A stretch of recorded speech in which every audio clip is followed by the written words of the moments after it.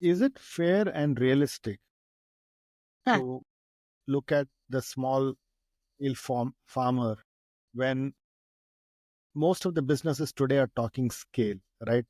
Be it any industry, every industry talks scale, but you are having a contrarian view of local communities, small scale farming.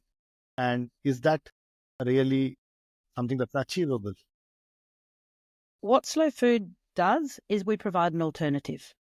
Okay, so not all farmers are able to go into that industrial food system. One, they don't have the land. Two, they don't have the technology. And three, they may not have the education to do it.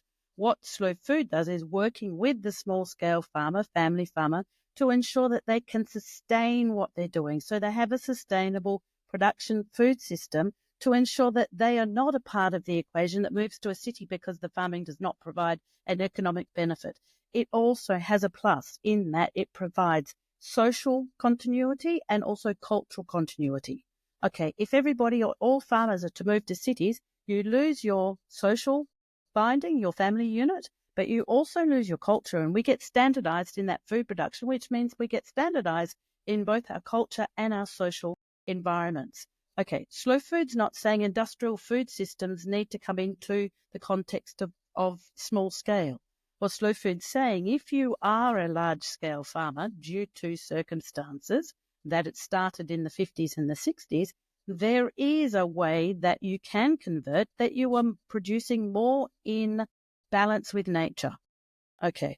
With balance in nature is that you take an ecological approach rather than a monocultural industrial approach where you add chemicals, you add fertilizers, you destroy your soil, you mass produce.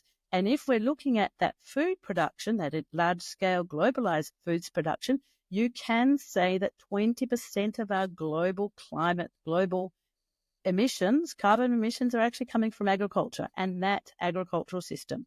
So we need to take an awareness check in regards to what impact agriculture, large-scale industrial food system impact is having on us as humans right now.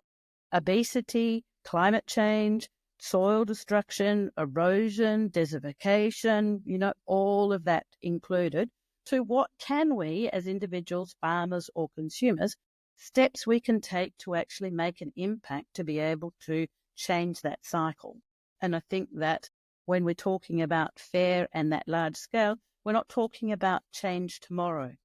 We're talking about what we can do individually and globally to ensure that we all take a part in that conversation.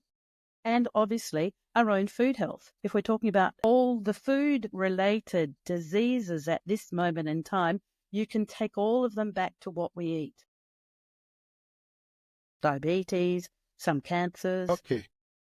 So it's all interrelated.